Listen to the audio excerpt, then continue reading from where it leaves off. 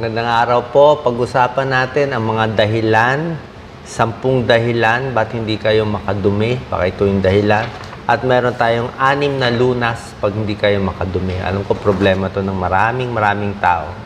Saan po natin? Number 1 reason hindi ka makadumi, baka nagbakasyon ka. Pumunta ka sa ibang lugar, sa probinsya, sa abroad. Ibig sabihin, nagbago ang dieta mo. Hindi na to yung dating mong almusal, tanghalian na bago. At dahil dyan, marami nagiging constipated. Kaya ang tip sa'yo, kung ano yung dati mong kinakain, kung itlog at tinapay ka lang, di yun muna gawin mo kung ano yung dati mo para hindi masyado mabago at magulat ang tiyan mo at hindi ka maging constipated. Number 2, baka kulang ka sa exercise. Pag kulang sa exercise, laging nakaupo lang, kailangan kasi sa tiyan, laging gumagalaw. Mas magalaw ka, bibilis yung peristalsis, yan ang paggalaw ng bituka sa small intestine, sa large intestine. So, kulang sa exercise, damihan na exercise. Number 3, baka stress ka. Minsan, pag sobrang stress, talaga may problema, may sunog, may away. Diba, minsan madudumi ka na, tapos biglang may nagsabi, oh, may gulo dito. Biglang hihinto ang tiyan mo eh. Biglang hindi ka na madudumi, mawawala eh, mapipigilan. Kasi nga, nagkaroon ka ng super na stress eh. Pero ang sa ibang tao naman, pag konti lang stress o stress sa trabaho o sa school, minsan nagiging diarrhea naman, nagtatain naman. Meron din ganon. Pag stress, pwede magtae or pwede rin maging constipated. Depende sa'yo. Number 4, pwedeng constipated ka, hirap ka dumumi dahil sa mga gamot na iniinom mo.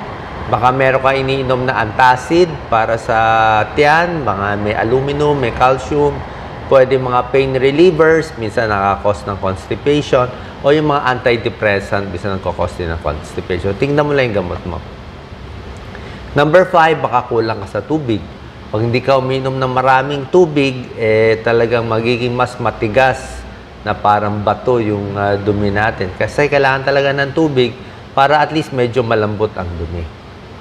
Number 6, baka may thyroid problem. Baka hypothyroid, yung mga taong mahina ang thyroid o kulang sa thyroid hormones, di ba?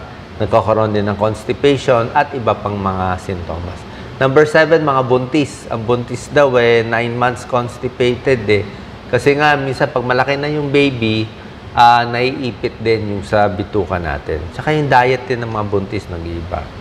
Number 8, baka meron kang irritable bowel syndrome. Ang irritable bowel syndrome, common to sa mga may stress, may depression. Meron ako irritable bowel syndrome.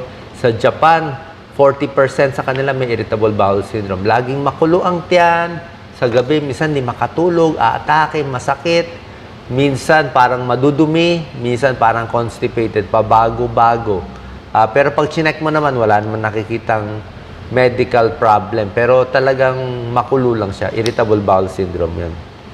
Number 9, nagpipigil ka ng pagdumi. So, hindi maganda yan.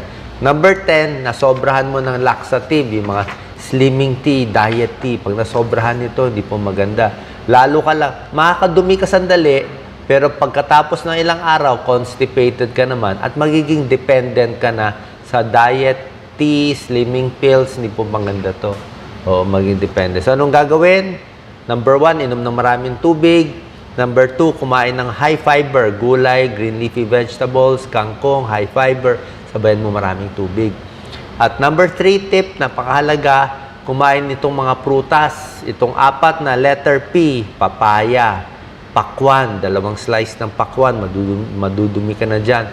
Pears, peras, prune juice, pwede ka bumili ng prune juice, uminom ka lang ng mga 1/4 cup, konti lang, 1/4 cup lang everyday, pwede yan. Pwedeng ubas, pwedeng mangga, pwede halu-haluin mo.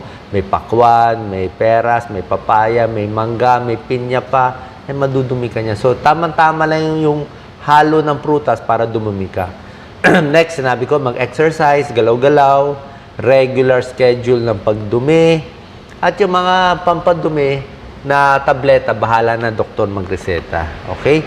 So, ang komplikasyon ng constipation, almoranas, at anal fissure. Yan ang ayaw natin.